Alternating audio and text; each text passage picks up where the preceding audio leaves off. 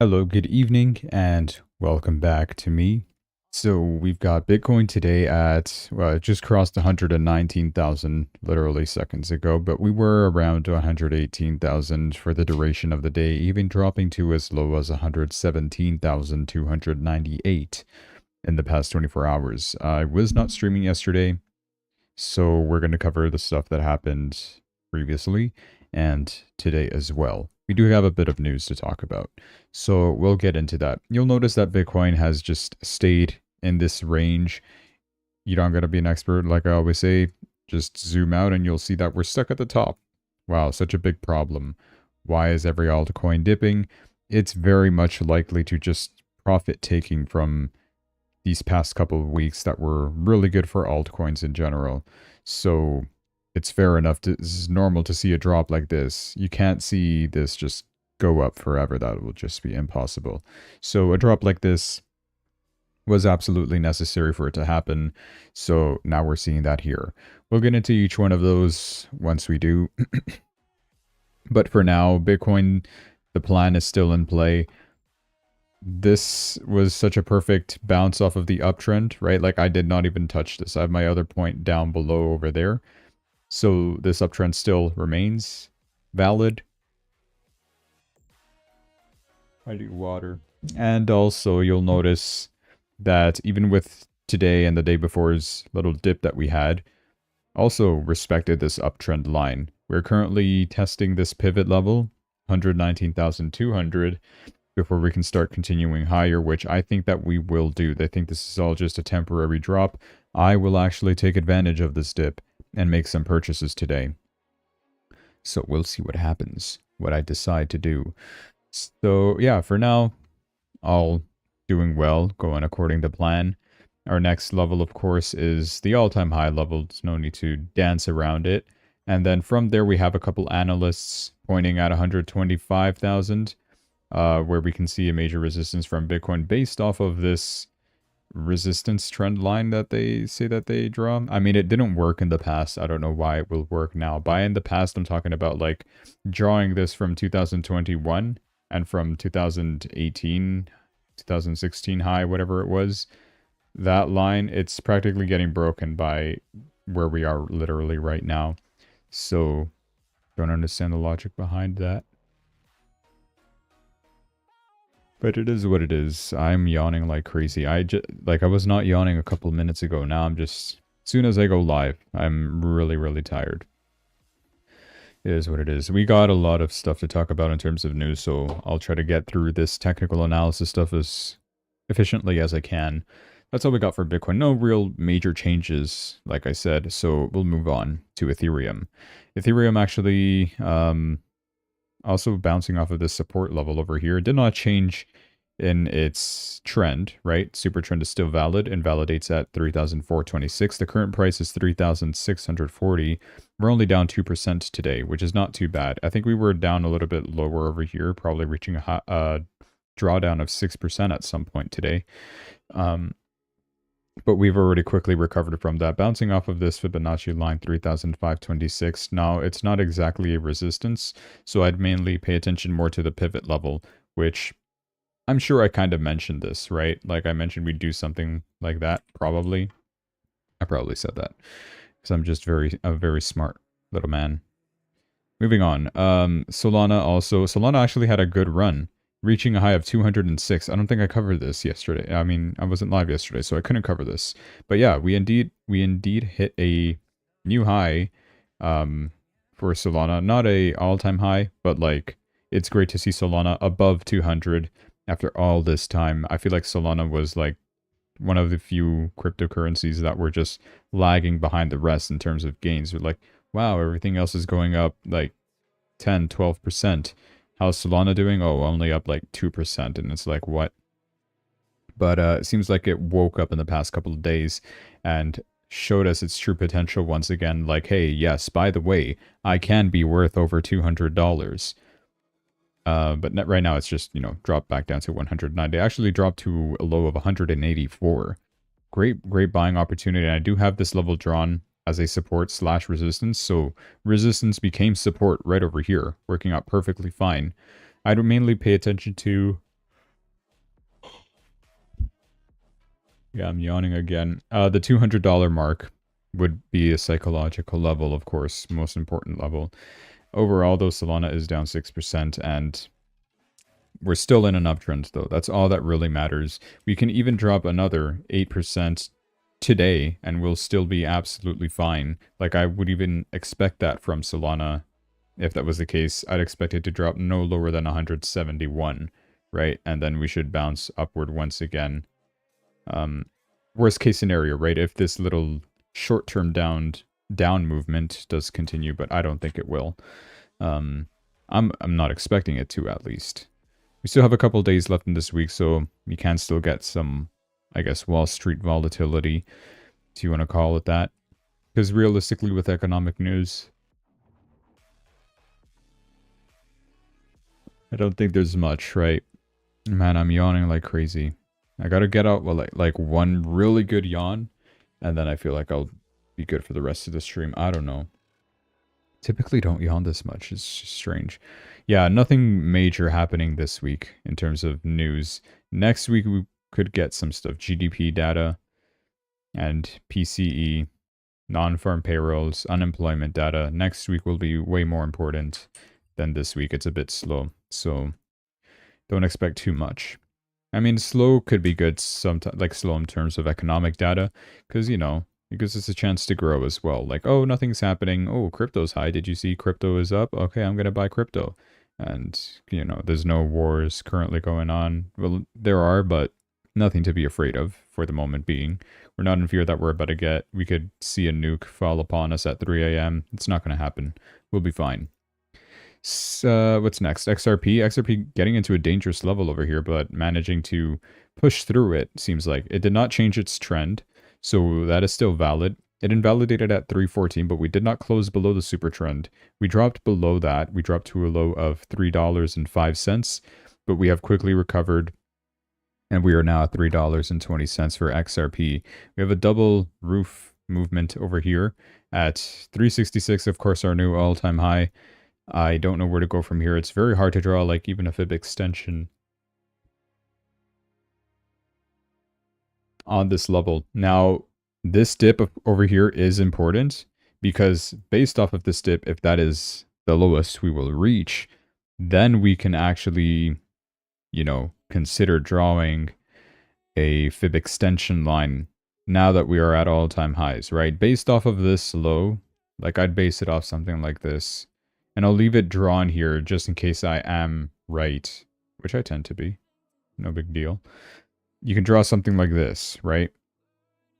You can see, you know, our next move for XRP rise back up to this point over here, which is 370, what is that? 371, 372, and then 392, 413, 443, 480 could be your good targets for XRP. I would agree those would be valid targets, right? Oh man, I just realized I also have to pay for my drone. Whatever, I'll do that after stream. My drone got broken and I have to repair it. That's all I'm really thinking about. I sent it to the company to quote how much it would cost to repair it, and it's not too much, but it's annoying to pay, but whatever. It is what it is. Moving on. Sui also dipping, same as everything, but nothing too crazy actually. Dropped to a low of 358. By the way, still higher than XRP at this point.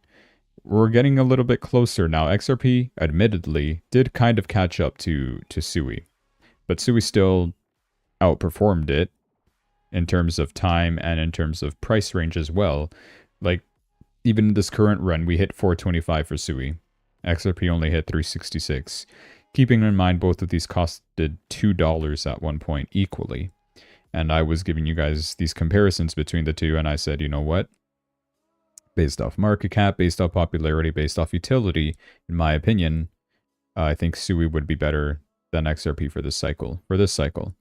But in the long term, of course, you know the news, you know the tokenomics behind these. Sui does not have a max supply. XRP does. XRP is getting more involved with the governments. You're going to see XRP obviously outperform Sui in the long run. So that was the comparison I gave between those two. Back to Sui here, though. 354, 353 seems to be where the uptrend invalidates. It's a very, very strong support level.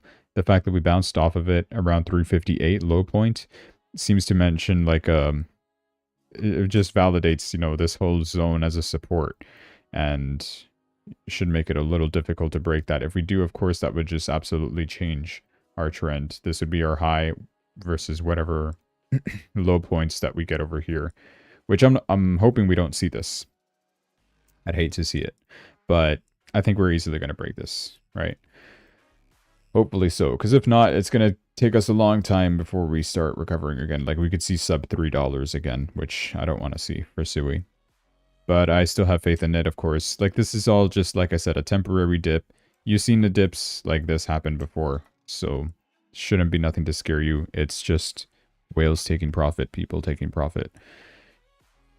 Yeah, because like even if you compare like the US markets, they've all had a green day. Lots of good earnings as well. There's a fly in my room. Lots of good earnings from those companies. So yeah, like realistically, there's no reason to be selling off. Moving on, Cardano. It broke this little uptrend that I had drawn. Fair enough. I mean, it wasn't meant to do much other than just guide us where we were headed to. This downtrend, unfortunately, got respected by Cardano. This one's from like our recent high from this past year. This one's from our all-time high, which are very tight one to another. So, should be pretty interesting to see a breakout from those levels. I mean, you'll see Cardano above $1 in no time, and from there, the sky's the limit, once again, for Cardano. But, I mean, I don't know. Cardano's not really being talked too much about recently, so who knows? Maybe it'll get some love soon, later down the line. The fact that that uptrend got broken means nothing, really. This is probably the uptrend that we're going to have to maintain. It matches with the super trend more or less, and if that was our low point today and for the rest of this week, then we should ideally see a bounce all the way back up, back to our 94, 93 resistance where we just saw Cardano at, which would once again make us retest this downtrend line. I'm hoping that we do break it. If we do see 97, that is a major step in the right direction. I wouldn't expect this one to be broken with ease, of course. This is like the longest term downtrend. Let me just zoom out to show you what I'm talking about. So you see the first one, this one right over here. It's the one where we just currently bounced off of. I think if we do bounce back up, if today's low point is our lowest point, we'll bounce up from that. And then we will be testing, of course, this downtrend line that comes from our literal all-time high when Cardano, by the way, costed $3.09. So, hey, that can happen again pretty easily. It happened in 2021, can happen again in this year, when there's more money being printed around the world and there's more acceptance of cryptocurrencies in the United States, more acceptance from institutions, companies, countries. So, should be really good. Could be your last chance to get Cardano below $1. Or maybe not. Don't pay attention to me. Maybe that is our high point and we start dropping. I don't know. We're getting some trade deals announced. That was one of my concerns, is like, okay, sure, everything is going up and all, that's great, but that's really because we are delaying tariffs, right? That's going to happen August 1st. July 31st, we're also having the FOMC meeting, Fed Open Market Committee, whatever it is. And we're expected to not cut interest rates. Maybe we will next meeting. So, I mean, by next meeting, sure, things will start rising, but most of this is already priced in, right? Is what is my mentality on it. And then the fact that August 1st, yeah, we're going to start getting tariffs again. I don't think that's really priced in. If you look at April 7th's tariffs, Liberation Day, you'll know that that was like our lowest point for the year on every asset that you could think of right now. Most, with the exception of some. I'm looking at like I don't know. I think maybe United Health. I'm talking stocks and other stuff, but forget those. Um, yeah, like that was the lowest point for a lot of assets. And the fact that we're getting a lot of those tariffs back, sure, some countries already made some trade deals, but what about the rest? Are they relevant? I don't think they are. I mean, China's pretty much taken care of. I don't remember if there was anything with Canada or US anymore. Pretty sure those trade talks are still in place. Who knows? We shall see. But yeah, that's all for the tokens that we really pay attention to. I forgot about Litecoin, but Litecoin's also doing really well. 113 is the current price, and trying to break out of this downtrend as well. Pretty sure this one's from also our all-time high, or I'm probably wrong. You know, it is. Yeah, this is also from our all-time high. Similar deal to what I just showed you with Cardano. Litecoin has an all-time high of 294 from 2021. And, you know, getting real close to breaking out of this downtrend line where sky's the limit. Same deal with Litecoin. It's the digital silver, in my opinion. So, let's go. Hopefully this does start skyrocketing once again. And I'm also happy to see it finally above $100. Like, this God candle made the difference indeed. Well, so did this one, right? But yeah. Cool, good stuff. What is this Fibonacci from for resistances? Okay, so we can see another resistance at 130 probably. We're currently at one right now, the 114. Pivot also helped us with our low point of $108.90. Nothing else dropped from there, so I'm hoping that this is our way back up once again. Super trend invalidates at $100. Perfect. I do have an open position on pump.fund, so we must talk about it. So I bought my extra spot over here, which reduced my average price, which I showed you guys, right, to like somewhere here in the center where the current price is right now. This is kind of where I bought. I bought like over here and I bought like down here. So my average price is now in where this green line is. Kind of recovered a little bit. I saw a bit of positive numbers for a while, but then we just had a huge dump over here. 20%. That's crazy. Lots of people got liquidated on this. I didn't. If you'll notice, my liquidation price is nowhere to be seen. No, but I still had my liquidation level around here. It was like around 0.002 something. I added more margin to it, is essentially what happened. Where is it? Is it this? I think it is. What is this number? What does this do? I don't want to click it. Scary. But yeah, I added more margin, so now I liquidate way lower. 0.0009. Like, this is less than 0.1, right? Which I don't think pump.fun is going to do something like that to me, right? This is a 70% dip. You're not going to see that. Hate to break the news to you, but that's just not going to happen. Now, where it is right now, if this is the lowest point, could it be? Could it be? Could it be? Yeah, it could be. And as a matter of fact, am I going to do this?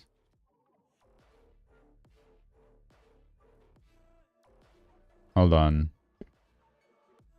I don't think I will. No. I'm going to play it safe. I'm going to play it safe. What I'm going to do instead is wait for a confirmation of the downtrend to be broken. Since that just flipped negative right over here, we're expecting to make lower highs, lower lows. Who knows until when? I don't think it's going to be that far down because, first of all, this is a very new token. We're practically starting alt season like it is happening. There's so many signals and indicators that it is indeed starting. So there's that. And yeah, I'm just going to wait for a confirmation of a break of the downtrend, and then I'll enter. Although it might be too late. Sure, I might be missing up, but you'll never know where the bottom is. You can't time it. You're not a magician. No amount of technical analysis will help you determine where the bottom is. So that's why I'm going to play it safe. I'm drawing a downtrend line from here to here. That's probably what we're going to see super trend probably follow.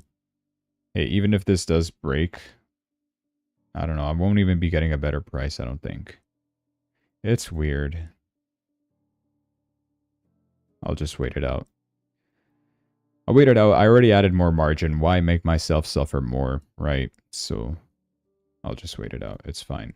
Sonic also dropped over here. This is a beautiful entry that I absolutely do want to take advantage of. How much did I put in here before? I don't remember. I'm going to add more money to this account. Yeah. Like, this is a perfect dip. Sure, I'm not buying at the best price. Like, I could be buying down over here at 33 cents. Do I have the patience for a limit order? I probably do. I'm debating on whether I should enter these. I still think Sonic is a great project. And if I enter even at 3x, what am I liquidated at? Let me drop like $1,000 in here, for instance. That is a lie. Oh, I'm looking at the wrong one. Liquidated price. 23 cents, which would be below our World War III low, right? Where's August 7? I mean April 7. I'm assuming it's this. Yes, this is their April 7 low at 37 cents. Crazy. And World War III made us drop even lower. This seems like a decent entry, in my opinion. At least to start getting exposition. I'm obviously not going to drop that much. $300 is what I'm giving it. Open long, yes. All right, there you go. I did not mean to do that. And on pump as well, what did I do before? I entered $300, and then I entered another 300. You know what I'm going to do? Hold on. I've got to do math in my head here, which I'm obviously not good at doing, as you guys know. This fly is on my screen, literally on my screen. Okay.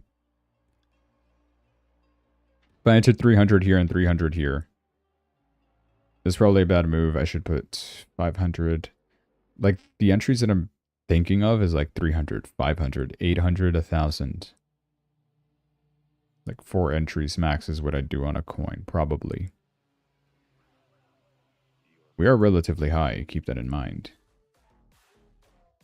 I'm not going to enter pump.fun yet. The thing is, like, there's not so much history on pump, so I don't know.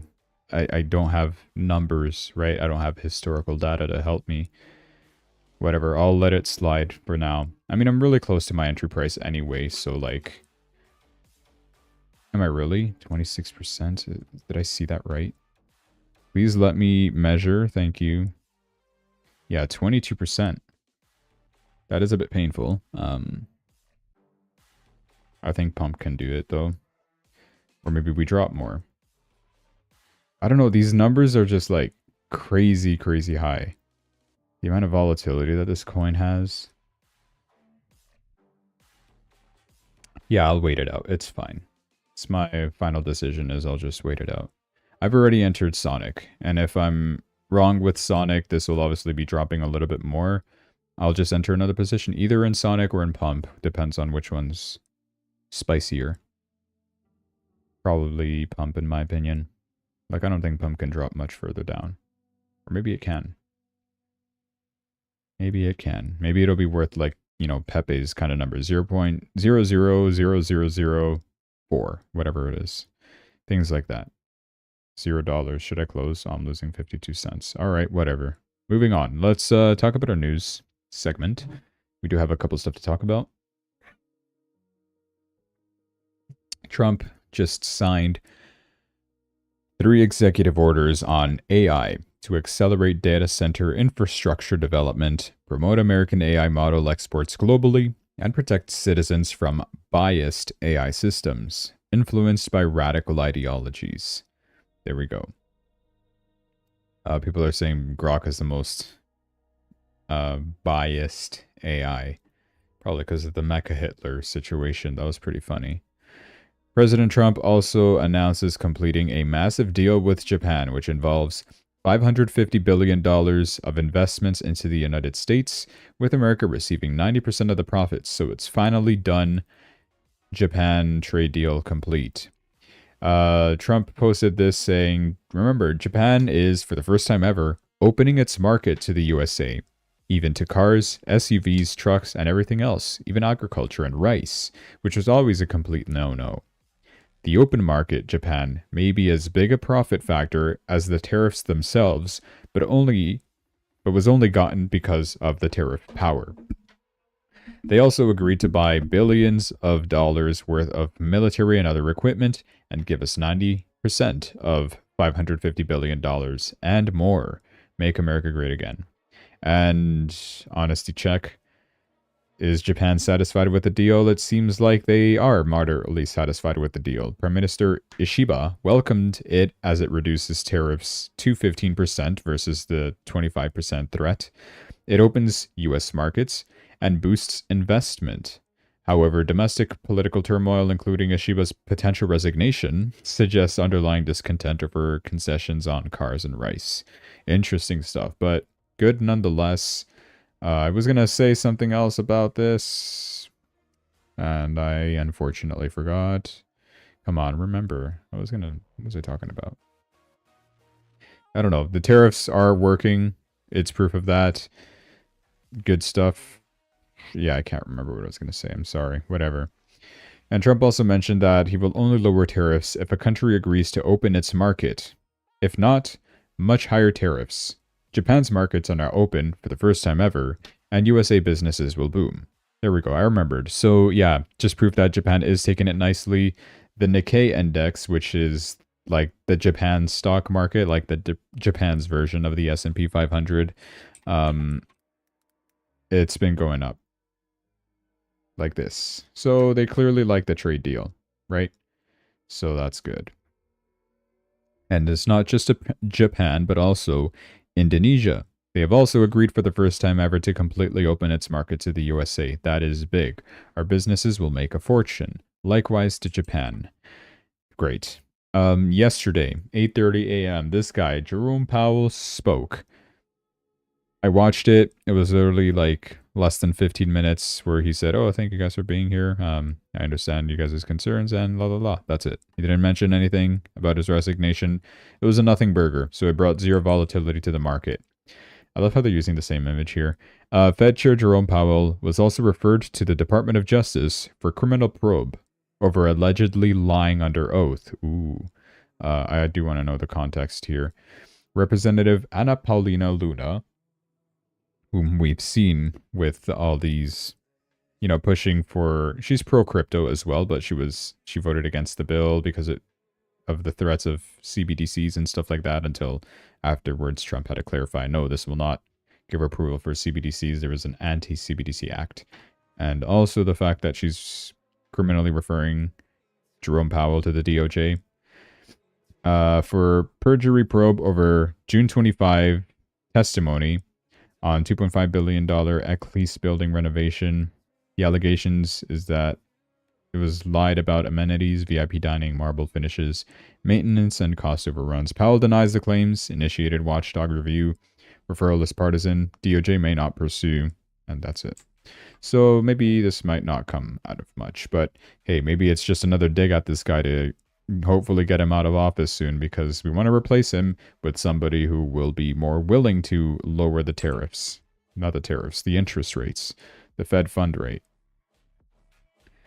Trump also mentioned, the housing in the country is also lagging because of this guy, Jerome Powell, whom he refers to as too late because he's too late to reduce the interest rates. Families are being hurt because interest rates are too high. That is true. And even our country is having to pay higher rates than it should because of too late. Our rate should be 3 points lower than they are, which means 3%. The current percent is like 4.5%. Imagine dropping that 3%, you'd have a 1.5% interest rate. You're going to see the prices of everything just explode in a good way. Crypto, stocks, gold, everything. Anything that goes against the US dollar, because you're literally hurting the US dollar so much. You're devaluing it because that just gives room for inflation. Everything, I guess, against the US dollar, every asset that you see, it's going to rise significantly. So I think that is an exaggeration by Trump's part. But hey, maybe he knows what he's talking about. And it's just him, honestly, just barking no bite at this point, because there is nothing that he can really do to get Jerome Powell out of office. He has, the president has no authority over the Federal Reserve, right? They don't make the decisions there, unfortunately. So he's just gonna have to wait it out, wait for his term to end, or try to bully him out by forcing him to resign. I don't know. They're trying a lot of loopholes, but seems like nothing is really getting achieved. It would save also the United States $1 trillion per year as a country. Yeah, because you don't have to pay that much interest on the huge national debt that you have. This stubborn guy at the Fed just doesn't get it. He never did, he never will. The board should act, but they don't have the courage to do so. And the next Fed meeting that I mentioned, July 31st, it's not expected that this guy Jerome Powell is going to cut rates. He's scared more that these tariffs that Trump is imposing would bring inflation. And why would you cut rates if you already know inflation is going to be on the rise? So that's where we're looking at, the GDP to see if the US economy is growing or not, month over month at least.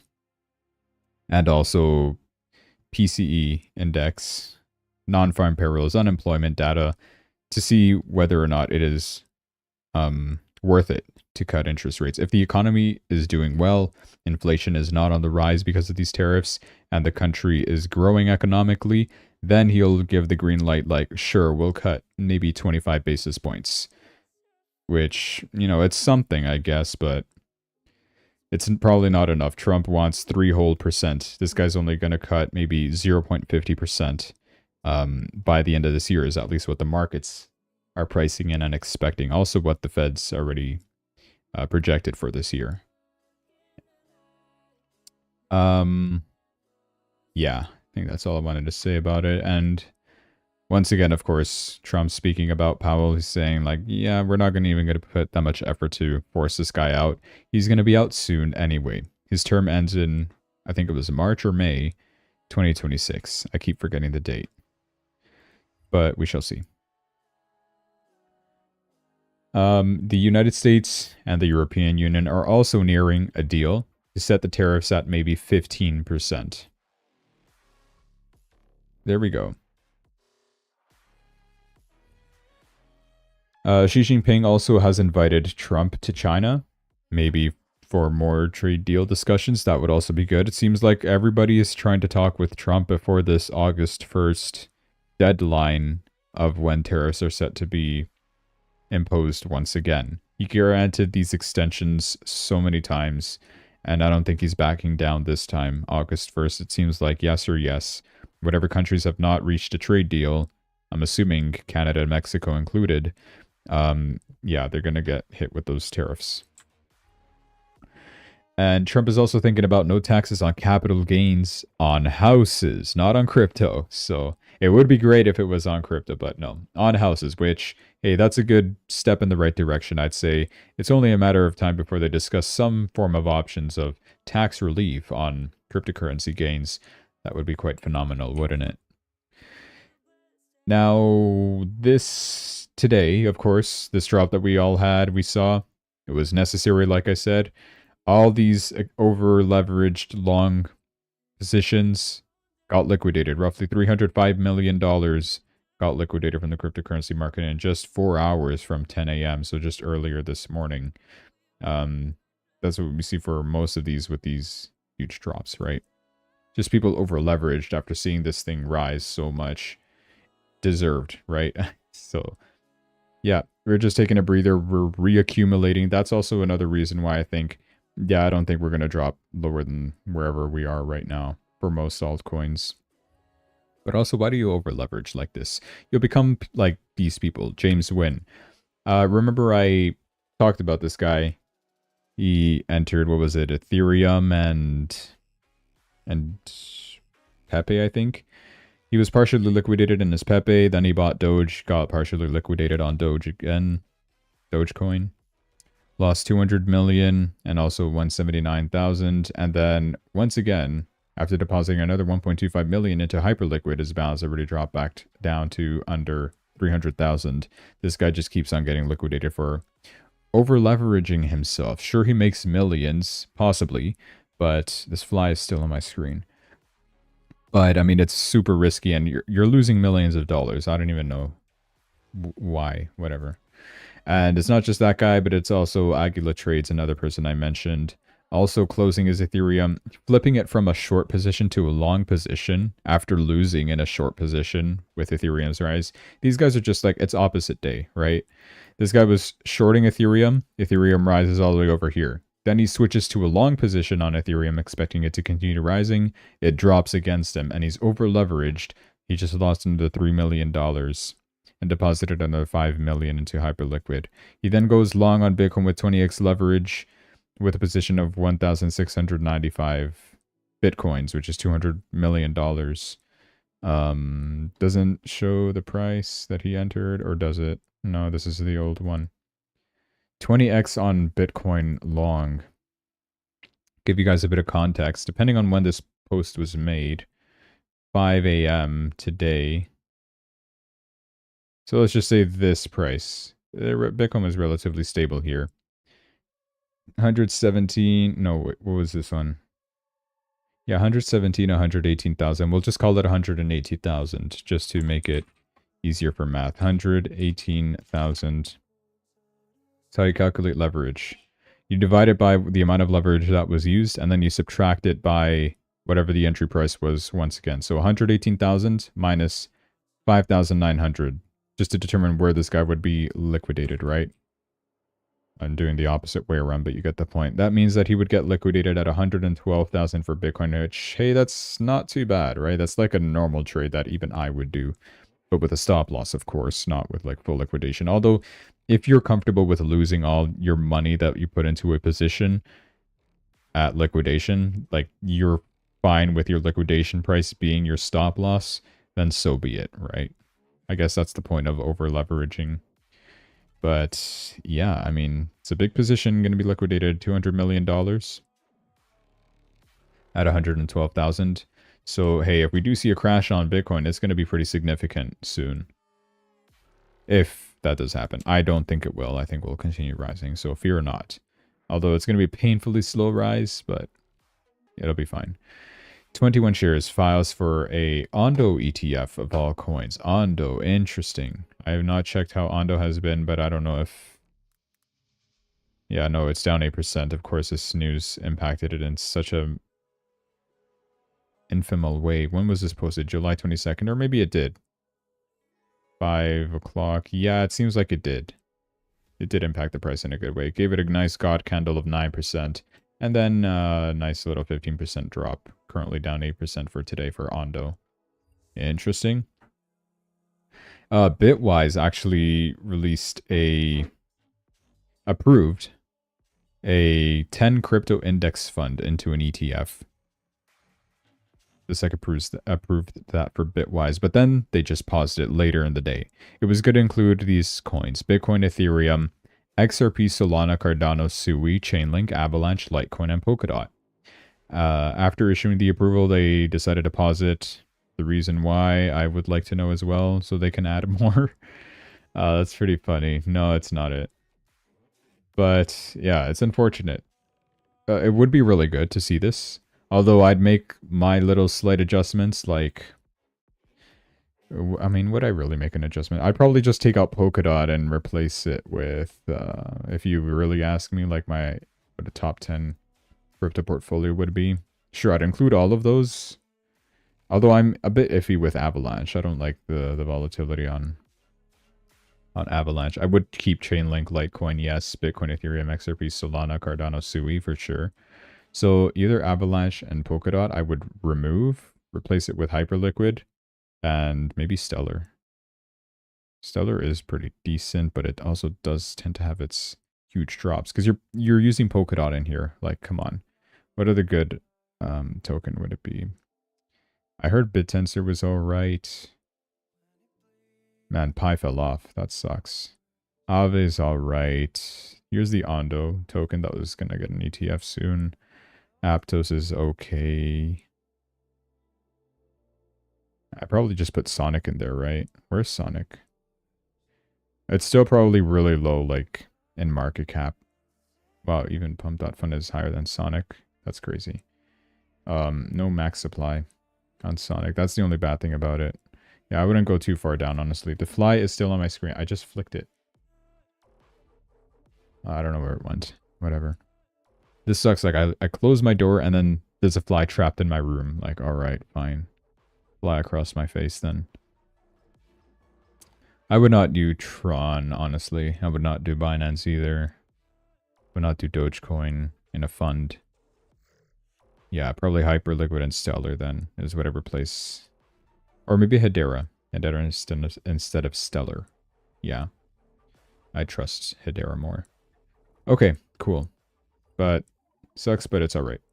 The FBI also drops their probe into Kraken's founder, Jesse Powell, not to be confused with Jerome, and returns their seized devices. So I don't know if you guys recall, he did get detained by the FBI. It was 2 years ago, an investigation into Kraken founder Jesse Powell, and they returned all their seized devices after ending their investigation, confirming that there will be no charges on this guy. Bullish. Importantly, the probe was unrelated to Kraken or crypto activities. Instead, it focused on a dispute with a nonprofit arts group, where Powell denied any hacking or cyberstalking allegations and is continuing a civil lawsuit against the organization. So it really has nothing to do with Kraken itself. It just happens that this guy is the co-founder of Kraken.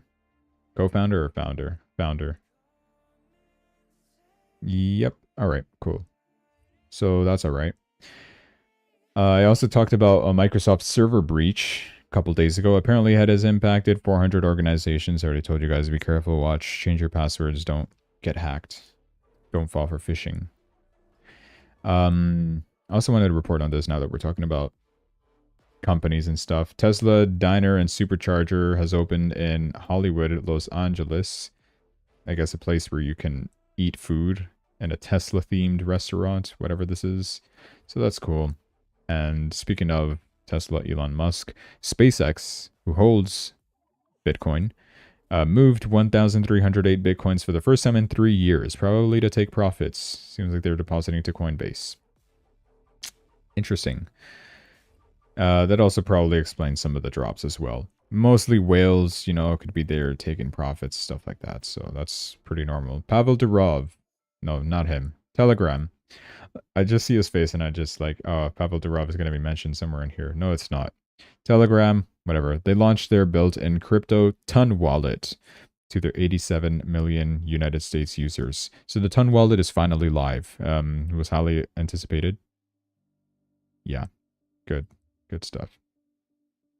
Coinbase partners with PNC, which is the 7th largest US bank, to let 9 million customers buy, sell, and hold crypto directly in their accounts.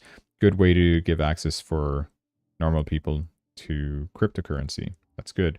And they also just rolled out CFTC-approved perpetual futures for US traders. So you can do Bitcoin and Ethereum for now, and only up to 10x leverage with no expirations. You can finally trade perpetuals on Coinbase, at least for Bitcoin and Ethereum, 10x leverage. Finally, seems like that's always been something that you couldn't do, but seems like they're slowly rolling that out soon. It's still not available in Canada though. Like if I try, do I even have my Coinbase working? No, I gotta sign in. I'm not doing all that. But yeah. Hopefully that'll be coming soon to Canada as well. They're rolling it out little by little. On the talk of Ethereum as well, I mentioned this company was going to be purchasing an Ethereum reserve, SharpLink, and they actually did it. They bought 79,949 Ethereums, almost 80,000 Ethereums, between July 14 and July 20, at an average price of $3,200, which is a total of $258 million inflow. Good stuff. And on top of that, like the ETFs as well. Oh yeah, I was going to check Solana ETFs at some point. This is immediately on Ethereum. Oh, cool. It shows this now. Look at this. Past couple of days, we've been getting non-stop inflows on these Ethereum ETFs. Finally, even Grayscale is not even selling off that much. They sold off once over here, but it's nothing too major. Like even, who is this, Fidelity? Fidelity even sold more at one point. Which is good. Good stuff. Solana, I want to check out as well. We only have Rex Osprey as the Solana ETF. That's true. We don't have like a BlackRock or Grayscale ETF, but they've been inflowing a couple $1 million for the past couple days. Only one day of a $15 million outflow. It's not too bad. And Bitcoin ETFs. Let's have a look at these. Some outflows as well on these Bitcoin ETFs. Like I said, yeah, a lot of people are taking profits. Wouldn't surprise me if these ETFs are as well. But top indicator, maybe. Watch out. Kathy Wood's ARK Invest also acquired 4 million shares of Tom Lee's Ethereum treasury firm, BMNR, on July 21st. Tom Lee, another person who he's trying to be like the Michael Saylor for his company, BMNR. But instead of buying Bitcoins, he would buy Ethereums. And ARK Invest is now investing in that company. So, hey, it's actually happening. Ethereum reserves are also going to be a thing, like Bitcoin reserves. Although I disagree with Ethereum reserves, I'd rather you hold Bitcoin reserve. But yeah, that is all. All right, cool. 45-minute stream.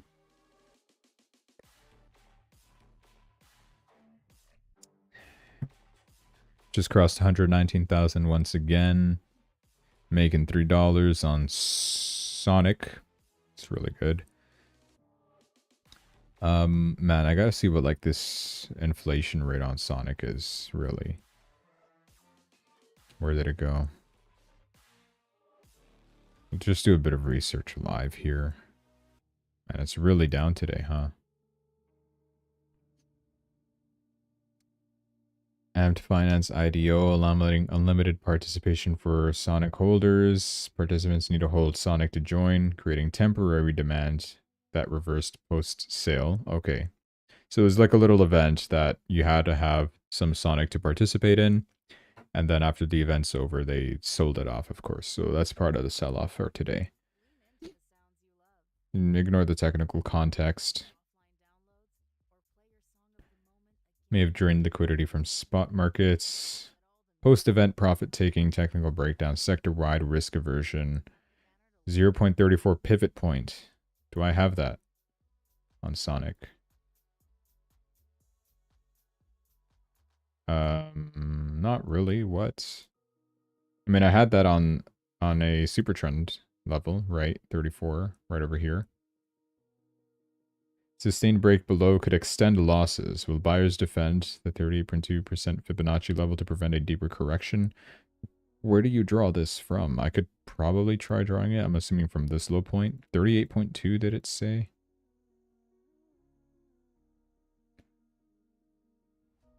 What are you even looking at? Bro, what are you doing? In terms of supports, yeah, we do have this one at 33. Man, they're pulling out these random numbers from where pivot level at 34. I don't see that. I see one at 32 even in like the daily chart. Sure, I would understand that. All right. 38.2% Fibonacci level, which is 37 cents.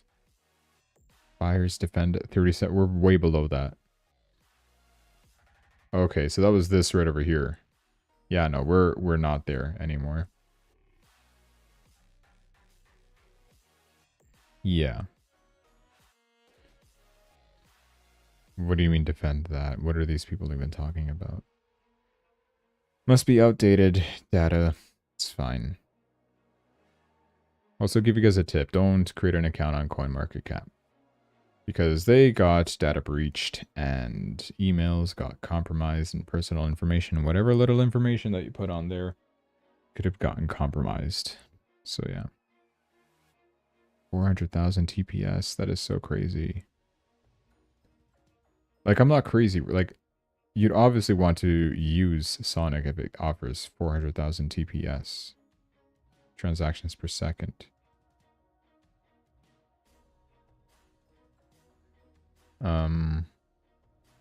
XRP is 1,500 transactions per second. Like, come on. 400,000 compared to 1,500. Why is Sonic not number 2 right now? Like, really? All right. Let me go to Sui, which is another favorite of mine. Probably won't even beat that. Where is transactions per second? Um, do I have to find this manually? TPS. No, not HTTPS. Transaction.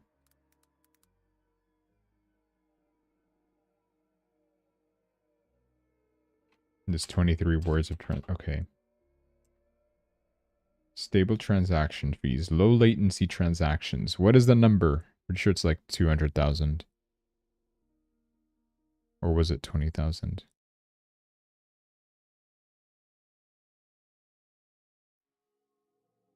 Yeah, I'm blind. It's fine. Token unlocks for Sonic as well. It doesn't even show me that chart.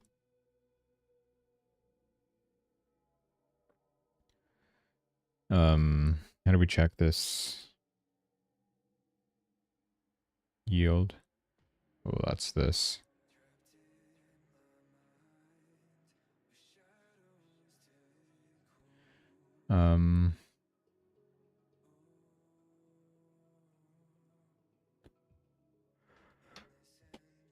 Yeah, can't really find much more information on it. It's fine. Just a little research I was trying to do. All right, that's it then. I'll end the stream here. Thanks guys so much for watching. Hope you enjoyed. Make sure you like and subscribe. I'll see you tomorrow.